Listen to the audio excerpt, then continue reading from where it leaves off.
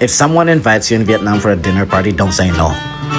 Sarap ng pagkain. Okay, eto, una pa lang, first appetizer, shrimp and different kinds of, and then here comes the chicken adobo with vegetables. Dito pa lang busog na ako. Ba't pangalawa pa lang yan? Here comes yung pangatlo. Chicken party.